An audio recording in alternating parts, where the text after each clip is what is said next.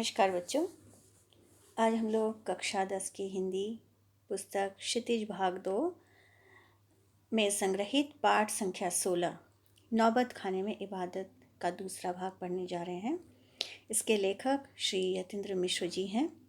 इसका पहला भाग हम लोग पढ़ चुके हैं, जिसमें हम लोगों ने लेखक की जीवनी और उस्ताद बिस्मिल्लाह खां जी के बारे में कुछ बातें पढ़ी थी। आज हम लोग इसके आगे पढ़ेंगे।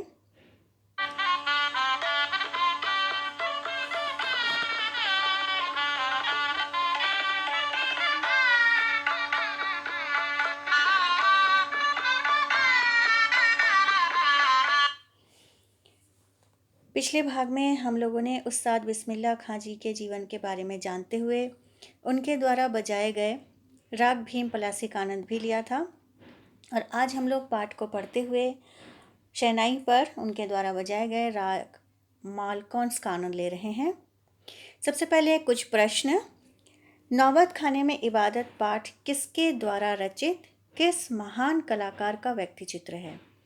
तो नौबत खाने में इबादत पाठ यतीन्द्र मिश्र जी द्वारा रचित उस्ताद बिस्मिल्लाह खां, जो कि मशहूर शहनाई वादक हैं, उनका व्यक्ति चित्र है।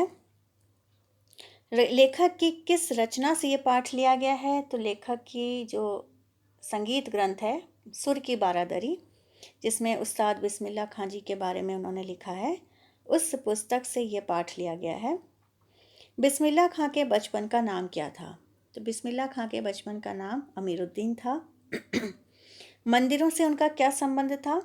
तो बिस्मिल्लाह खां, उनके पिताजी और उनके परिवार के लोग बालाजी का मंदिर, जो कि काशी में बड़ा मशहूर मंदिर है, उस मंदिर की ड्योढ़ी पर जिसे नौबत खाना कहा गया है, वहाँ पर सुबह सुबह शहनाई वादन किया करते थे, प्रार्थना किया करते थे शहनाई वादन के द्वारा। तो बिस्मिल्लाह खां की जो संगीत शुरुआत हुई वो वहीं से शुरू हुई। उन्होंने भी बचपन से ही वहाँ पर अपना संगीत शहनाई का रियाज़ किया, और बाद में भी वो काशी में रहते हुए भी मंदिरों के प्रति बहुत आस्थावान थे। कहीं भी रहते थे, कहीं भी जाकर प्रोग्राम करते थे, फ्रांस गए, कहीं भी गए, लेकिन उन्होंने अपने शहनाई को काशी की दिशा में रखकर ही शुरू करा बजाना। तो इस प्रकार मंदिरों से उनका बड़ा ही गहरा रिश्ता था। शहनाई का क्या अर्थ है? तो शहनाई का अर्थ है शह माने राजा, नाई मतलब रीढ़ से बजने वाले वाद्य, नरकट। तो रीढ़ से यानी कि फूंक से बजने वाले वाद्यों में शहनाई जो है वो राजा की तरह है, इसलिए इसको शहनाई कहा गया है। तो अब हम लोग इसके आगे पढ़ेंगे।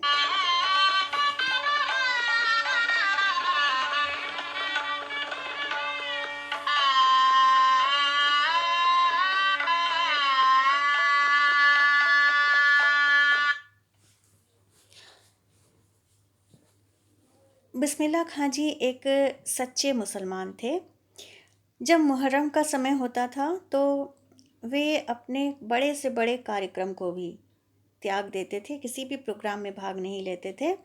और जब मुहर्रम का जुलूस निकलता था तो वे उसमें पैदल 8 किलोमीटर तक चलकर नौहा वादन करते थे, यानी शोक धुन बजाते थे।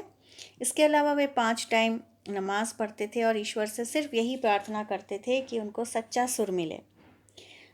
वे सच्चे इंसान थे, उनमें बहुत सारी अच्छाइयाँ थीं और हिंदू मुस्लिम एकता के मिसाल थे। इतने बड़े कलाकार होने के बावजूद वे हमेशा काशी में ही रहे अपने पैतृक परिवार में, घर में, और बहुत ही सरल और सादा उनका रहन सहन था। कपड़े वगैरह भी वो बहुत सिंपल पहनते थे। उन्होंने हिंदू मुस्लिम सभी के त्योहारों को समान रूप से मनाया, कभी किसी प्रकार का भेदभाव नहीं किया। बिल्कुल उनमें घमंड नहीं था, और मेहनत, इतने बड़े आर्टिस्ट होने के बावजूद उनकी मेहनत हमेशा करते रहते थे। उन्हें लगता था कि अभी भी उनको सच्चा सुर नहीं प्राप्त हुआ है। वे अपने शिष्यों को भी बहुत अच्छे तरीके से संगीत के गुण सिखाते थे। एक बहुत अच्छे गुरु थे, और बच्चों को भी यही सिखाते थे कि तुम अपने फैशन की तरफ ध्यान मत दो, अपने रियाज की तरफ ध्यान दो। उनका स्वभाव बड़ा ही खुश मिजाज था। वो बातचीत में बड़े मतलब जॉली स्वभाव के थे, खुश मिजाज स्वभाव के थे, और उनको अपने काशी की संस्कृति, वहाँ के रहन सहन से बहुत ही लगाव था।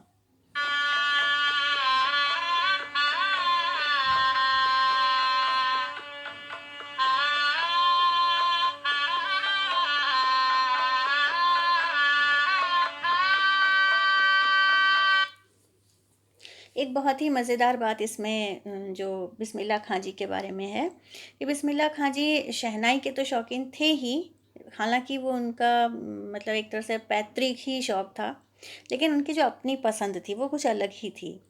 उनसे जब पूछा गया था तो उन्होंने बताया कि उनको पक्का महल जो उनका मोहल्ला था, वहाँ की कुलसुम हलवाइन की कचौड़ी, वहाँ का मलाई बर्फ़ खाने में बहुत पसंद था। जब कचौड़ियाँ छनती थी तेल में तो उसकी जो आवाज़ होती थी वो उसे उन्हें बहुत अच्छी लगती थी। इसके अलावा वे फ़िल्मों के बड़े शौकीन थे, ख़ास तौर पर सुलोचना और गीता बाली उनकी जो फेवरेट हीरोइन थी, पसंदीदा हीरोइन थी। उनकी तो कोई फ़िल्म वो छोड़ते ही नहीं थे। यहाँ तक कि वो घर वालों से पैसे मांग करके और उनका जो बालाजी के मंदिर में बजा करके जो पैसा मिलता था उसको बचा बचा के वो फिल्म देखने के लिए जाते थे। मतलब वो उनका एक बहुत ही शौक था फिल्म देखने का। लेकिन समय के साथ साथ जो काशी में बदलाव हुए, लोगों में जो बहुत सारी चीज़ें बदलाव आई वो उनको अच्छी नहीं लगती थी। एक तो कि खान पान की चीज़ों में कहते थे कि पहले जैसा स्वाद था अब वैसा नहीं रहा। दूसरा कि लोगों में हिंदू मुस्लिम एकता पहले जैसी थी वैसी अब नहीं रही, लोग स्वार्थी भी हो गए हैं। और एक और चीज़ जो उनको तकलीफ़ देती थी कि जो नए कलाकार हैं वो मेहनत नहीं करना चाहते हैं और ना ही कलाकारों या कला का उतना आदर करते हैं जितना कि पुरानी पीढ़ी के लोग करते थे। और सब लोग ये शॉर्टकट में जल्दी से जल्दी कुछ ना कुछ बन जाना चाहते हैं और ये चीज़ें उनको अच्छी नहीं लगती थी, दुख देती थी।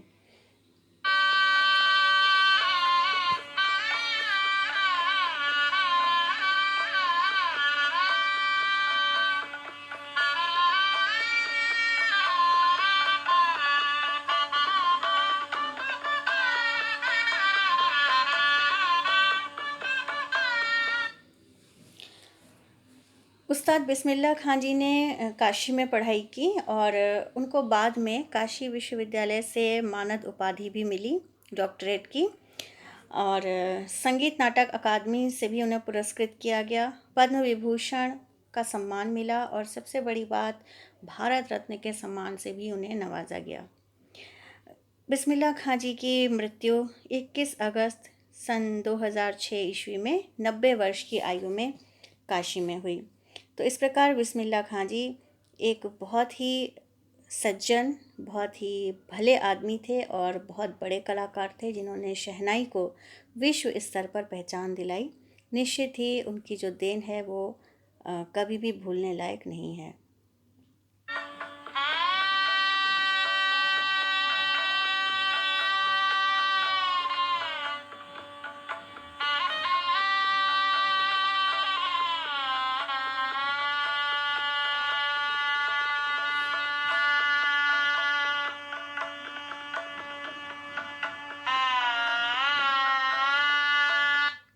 बिस्मिल्लाह खां जी जब शहनाई बजाते थे तो वो एक सुर पर बहुत देर तक रुक सकते थे, मतलब सांसों पर उनका बड़ा अच्छा कंट्रोल था।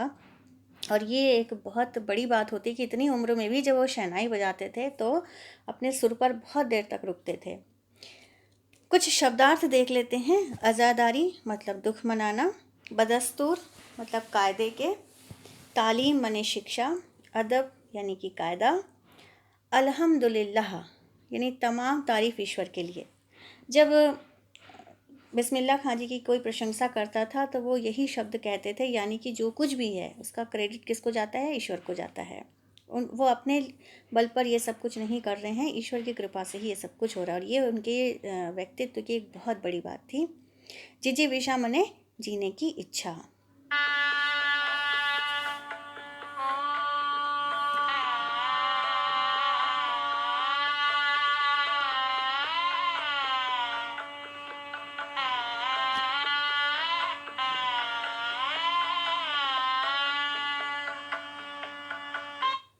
इस पाठ में कुछ पंक्तियाँ ऐसी हैं, जो वाक्य ऐसे हैं, कुछ महत्वपूर्ण हैं।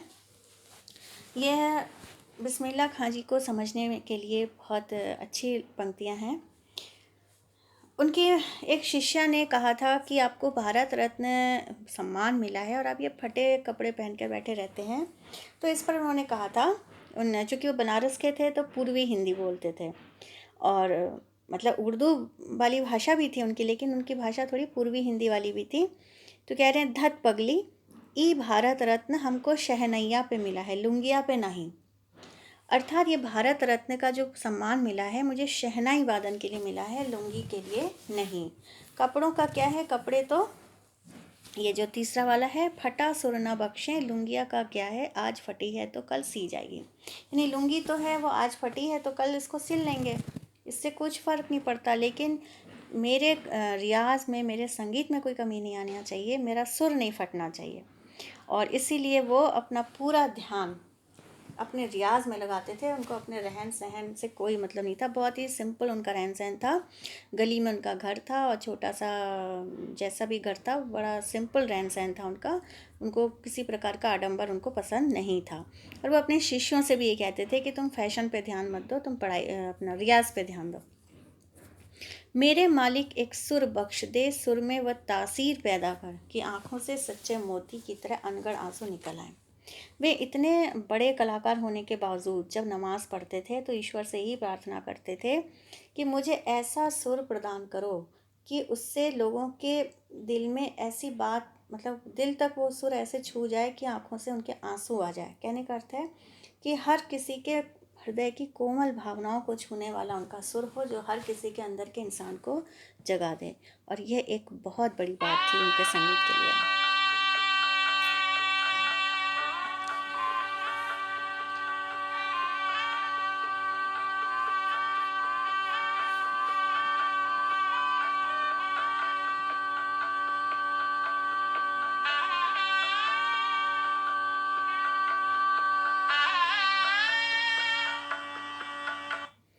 आप इस पाठ को पढ़ते हुए मालकोश राग की कलाओं की तरफ भी ध्यान दीजिएगा कि कैसे कलात्मक ढंग से वे अपने राग को प्रस्तुत करते थे, सुरों का कैसा उतार चढ़ाव था उनका।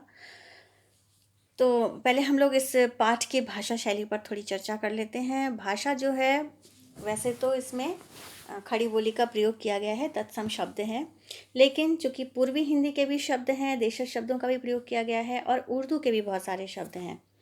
तो ये उर्दू शब्दावली प्रधान देशज तत्सम मिश्रित सरल सुबोध खड़ी बोली हिंदी भाषा है। कुछ उदाहरण हैं, जैसे कि वे नमाज के बाद सजदे में गिड़गिड़ाते हैं, मेरे मालिक एक सुर बख्श दे। तो नमाज, सजदा, सुर, ये सब उर्दू के शब्द हो गए। और गिड़गिड़ाना ये ऐसी बोलचाल का शब्द हो गया। नागस्वरम की तरह शहनाई प्रभाती की मंगल ध्वनि का संपूरक है। तो नागस्वरम, प्रभाती, मंगल ध्वनि, संपूरक, ये सब तत्सम शब्द हो गए और सरल भाषा है। ये यतीन्द्र मिश्र जी की भाषा की बात कर रहे हैं हम लोग। शैली, इस पाठ की जो शैली है, चूँकि इसमें एक व्यक्ति चित्र है तो चित्रात्मक शैली है। कहानी की तरह लेखक ने सुनाया है, कथात्मक शैली है। वर्णन किया है, वर्णनात्मक शैली है। और कहीं कहीं जहाँ पर बिस्मिल्लाह खां जी के बातें कही गई हैं, उनका संवाद कहा गया है, वहाँ संवाद शैली है। जैसे एक चित्रात्मक शैली जिसमें कि श्रव्य बिंब भी है। वहाँ की संगीत में कचौड़ी, अमीरुद्दीन तब सिर्फ 4 साल का रहा, ये कथात्मक शैली हो गया। तो इस प्रकार से यतीन्द्र मिश्र जी भी संगीत में बड़ी रुचि रखते थे। वे लखनऊ के रहने वाले थे और मतलब थे तो अयोध्या के, लेकिन लखनऊ से बड़ा उनका गहरा संबंध था। तो लखनऊ भी संगीत की ही जगह है, तो उनको संगीत और संगीतकारों से बड़ा लगाव था। यही कारण है कि बिस्मिल्लाह जी के बारे में भी उन्होंने बड़ी गहराई से एक एक चीज़ को बड़ी बारीकी से लिखा है।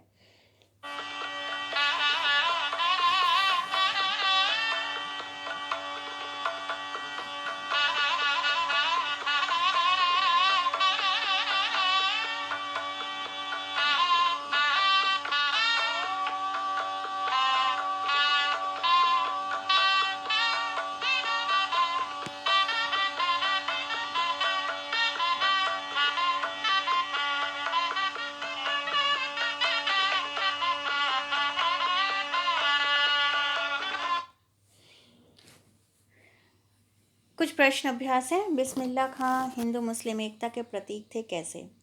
तो हिंदू यानी कि मंदिर से उनके जो कला जीवन की शुरुआत हुई थी और वे मंदिरों के प्रति आस्थावान थे। काशी विश्वनाथ मंदिर, संकट मोचन मंदिर में जो भी हनुमान जयंती के प्रोग्राम होते थे उसमें वे भाग लेते थे। बालाजी के मंदिर से तो बचपन ही उनका शुरू हुआ था। और हिंदुओं के त्यौहार जैसे होली वगैरह में बड़े खुशी खुशी शामिल होते थे। मुस्लिम एक अच्छे नमाजी थे और मुहर्रम में, जैसा कि मैंने बताया था, कि वो अपने सारे प्रोग्राम पोस्टपोन कर देते थे।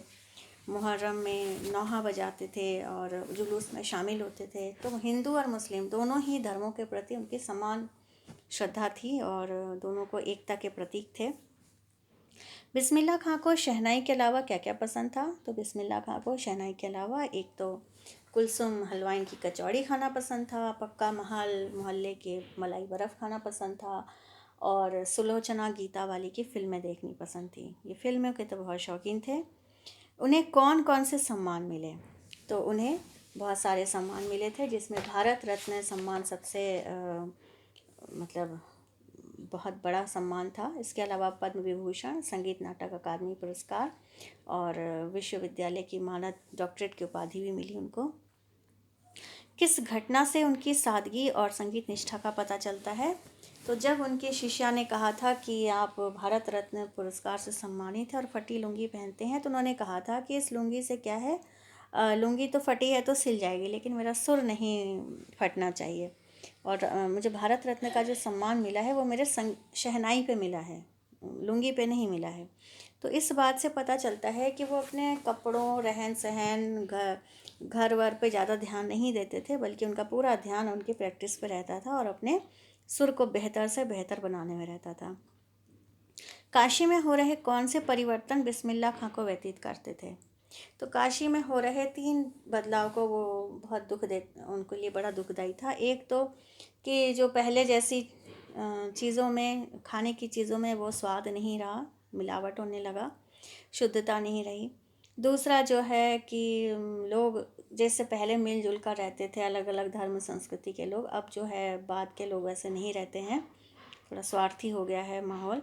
और जो नए कलाकार उभर कर आ रहे हैं, जो नए शिष्य उभर के आ रहे हैं, ये लोग उतने निष्ठावान नहीं हैं जितनी कि पहले हुआ करते थे। और बच्चे जो हैं वो जल्दी से जल्दी उपलब्धियां प्राप्त कर लेना चाहते हैं, मेहनत नहीं करना चाहते हैं। तो जो नए कलाकार हैं, एक तो वो दूसरों का उतना सम्मान नहीं करते और ना ही उनमें उतना धैर्य होता है। कला के प्रति और कलाकारों के प्रति जो निष्ठा और सम्मान होनी चाहिए, भक्ति होनी चाहिए, वो चीज़ अब नहीं है। तो उतनी प्रैक्टिस भी लोग नहीं करते हैं। तो ये चीज़ें उनको बड़ा दुख देती थी कि आगे भविष्य में क्या होगा।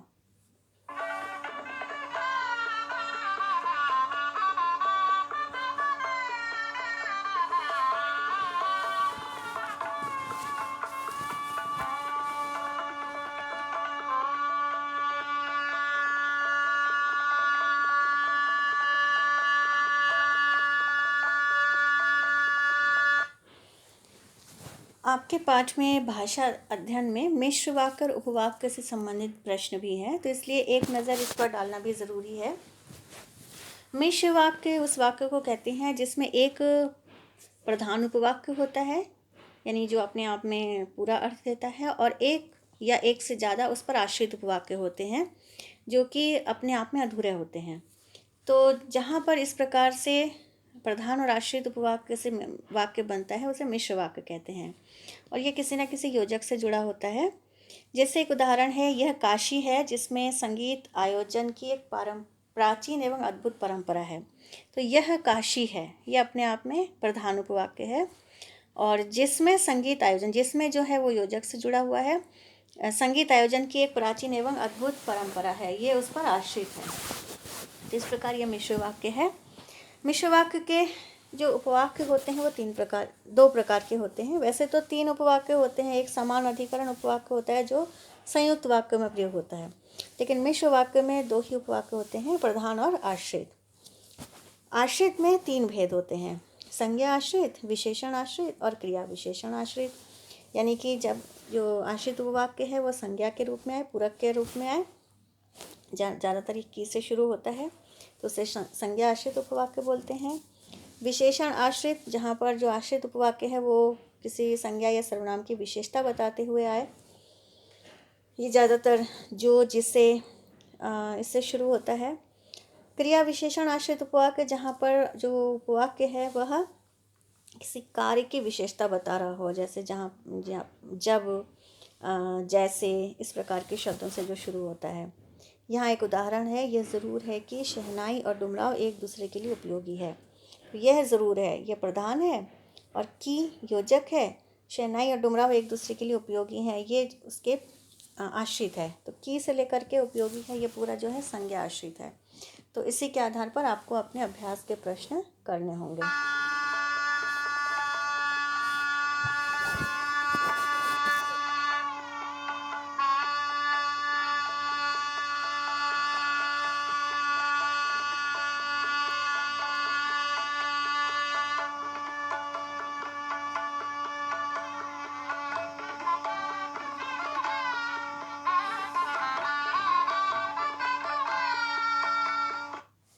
गृह कार्य और परियोजना कार्य। मुहर्रम से बिस्मिल्लाह खां के जुड़ाव को अपने शब्दों में लिखिए। तो मुहर्रम से बिस्मिल्लाह खां जी का बड़ा जुड़ाव था। मुहर्रम के दिनों में वे अपने सारे प्रोग्राम कैंसिल कर देते थे, कितना ही अच्छा प्रोग्राम क्यों ना हो। और वे, चूँकि मुहर्रम एक शोक का अवसर होता है, इसलिए उसमें वो जुलूस में शामिल होते थे और नौहा नामक धुन बजाते थे अपनी शहनाई से। कोई राग वगैरह भी उन दिनों रियाज़ नहीं करते थे। नौहा शोक धुन है। तो इस प्रकार से मुहर्रम में वो अपने मुस्लिम धर्म के प्रति पूरी निष्ठा अभिव्यक्त करते थे। बिस्मिल्लाह खां कला के अनन्य उपासक थे, तर्क सहित उत्तर दीजिए। तो बिस्मिल्लाह खां कला के अनन्य उपासक थे, इसमें कोई शक नहीं है। बचपन से लेकर के वृद्धावस्था तक। जनरली क्या होता है, वृद्धावस्था में सांस की तकलीफ़ हो जाती है, गले में कफ जमा हो जाता है, तबीयत खराब रहती है, लेकिन बिस्मिल्लाह खां जी 90 वर्ष की आयु तक संगीत साधना करते रहे, शहनाई का रियाज़ करते रहे। और उनकी कला यही वजह थी कि वो निखरती ही चली गई। ऐसा नहीं हुआ कि एक मुकाम तक पहुंचने के बाद उन्होंने सब छोड़ दिया कि भैया अब तो हम बहुत बड़े कलाकार हो गए, हमें कोई प्रैक्टिस की ज़रूरत नहीं है। नहीं, वे अंत तक प्रैक्टिस करते रहे और अपने कला को निखारते रहे। कला को बेहतर बनाने के लिए जो उनका सबसे बड़ा ये कह सकते हैं सूत्र था, वो यही था कि ईश्वर से वो हमेशा यही चाहते थे कि ऐसा सुर उन्हें मिले जो लोगों के दिल को छू जाए, आंखों से आंसू आ जाए, इतना अच्छा लगे। यानी कि वो हमेशा यही चाहते थे कि उन्हें बेहतर से बेहतर सुर की प्राप्ति हो। कभी भी उन्होंने रुकना नहीं सीखा और बहुत बड़े कलाकार हो गए, भारत रत्न का सम्मान भी मिल गया, उसके बाद भी उनमें घमंड नहीं आया। और जैसा उनका रहन सहन सादगीपूर्ण था, सरल स्वभाव था, अहंग शून्य व्यक्तित्व था। और अपने घर मतलब जो उनका पैतृक स्थान था, जो शहर था, उसको छोड़कर वो कभी कहीं नहीं गए, वहीं रहे। तो ये सारी चीज़ें बताती हैं कि कला का जो उपासक होता है उसको वो आडंबरहीन होता है और एक तरह से वो ईश्वर का ही साधक होता है। कला साधक ईश्वर का ही साधक होता है। किसी शहर की सांस्कृतिक विरासत और प्रसिद्ध कलाकारों के विषय में इंटरनेट से जानकारी, फ़ोटो, वीडियो इकट्ठी कीजिए और उस पर एक प्रोजेक्ट बनाइए। आप एक प्रोजेक्ट बना सकते हैं, अपने मोबाइल पर बना सकते हैं। किसी भी शहर के बारे में, जैसे इन्होंने बनारस का लिया, आप किसी और शहर का ले लीजिए, जयपुर का ले लीजिए, लखनऊ ले लीजिए, आगरा ले लीजिए, कहीं का भी ले लीजिए। और रामपुर का भी ले सकते हैं। तो कहीं किसी भी शहर के सांस्कृतिक विरासत के बारे में आप जानकारी इकट्ठा कीजिए और वहाँ के जो प्रसिद्ध कलाकार हैं उनके बारे में लिखिए, उनके फ़ोटो वगैरह, वीडियो वगैरह आप कलेक्ट कीजिए और उस पर एक बहुत बढ़िया सा प्रोजेक्ट तैयार कीजिए।